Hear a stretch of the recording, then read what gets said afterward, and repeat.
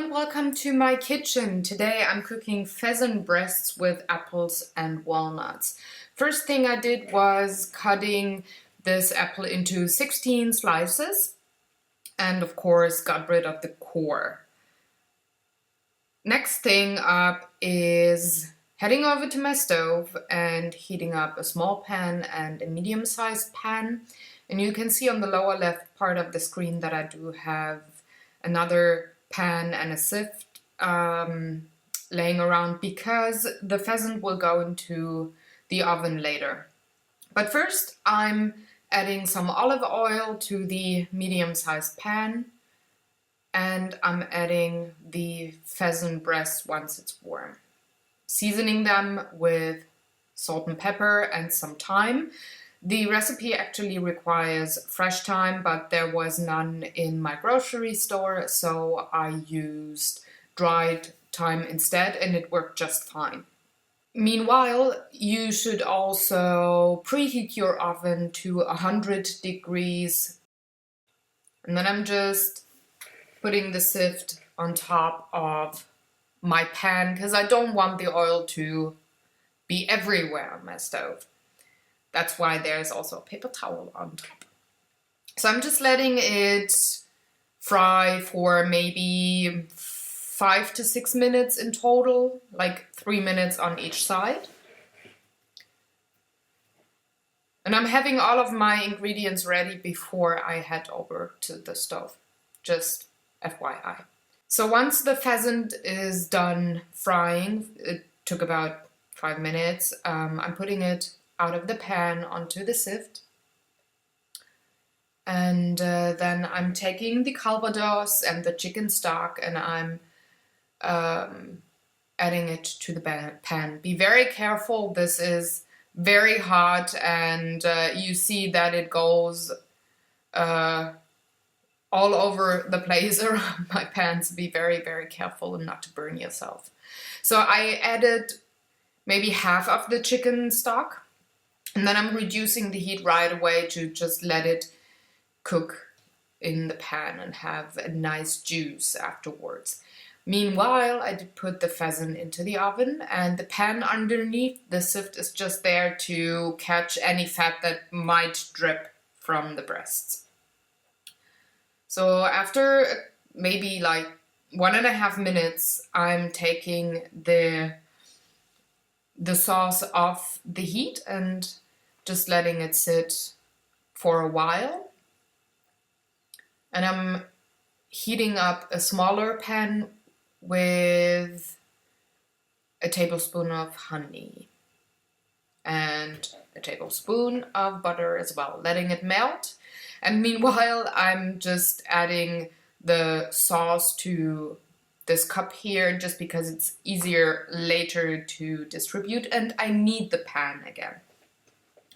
So if you have no salsify ready to go, you have to peel it and then cook it in slightly salted water for 15 minutes in chunks of 4 to 5 centimeters. Then let it steam off a bit and come back to the part of this recipe here. I had some of that root already pre-cooked from an earlier recipe.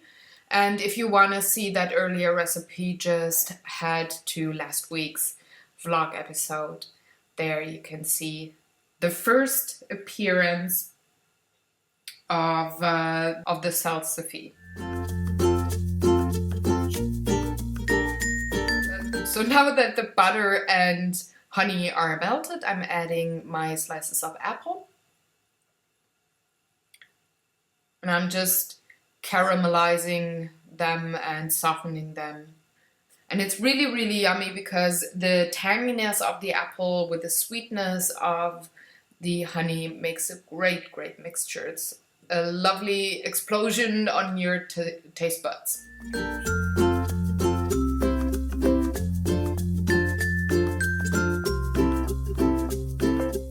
While that cooks, I'm adding a bit of salt and pepper, just a tiny bit, to the apples. Just letting it sit there, stirring once in a while. And after maybe 5 minutes, could also be just 6 minutes, I'm adding the salsify to the stove. I had it added to the pan earlier just to use the residual heat to get it warmed a bit, because I had the root in my fridge and it was very cold. So now that I have both on high heat on the stove, I'm adding the sauce from the pan to the apples, and I'm reducing it to the lowest heat possible. And I'm just going to let the apples sit there and cook / later simmer in the pan with the apples. Also adding the remaining part of the chicken stock. And because of the honey, it makes a beautiful, almost silky sauce in the end. It's lovely. So I'm heating through the salsify and just, well, not frying it because it's a dry pan, but just heating up the roots before I add maybe half a tablespoon of honey. Just a tiny bit to caramelize the roots.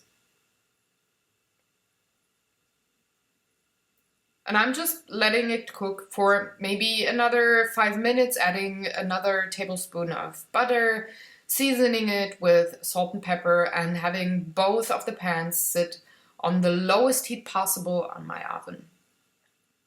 So while the pheasant was in the oven for a total of 30 minutes, I had all of the veggies prepared.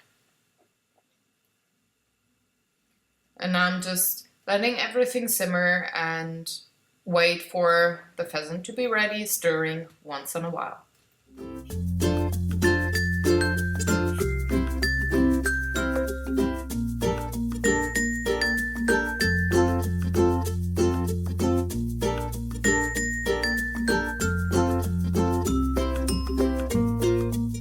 I'm also preparing the walnuts and crushing them with my fingers, just to have smaller pieces that I can put on as a garnish later. So now that the pheasant is ready, you can see it's coming out of the oven. I'm done and I can start plating up. I hope you enjoyed this recipe. It's really very yummy. It's a lovely winter food while pheasant is in season. Try it out and let me know if you liked it. Have a very good one, and I'm going to see you next week with a new recipe. Goodbye.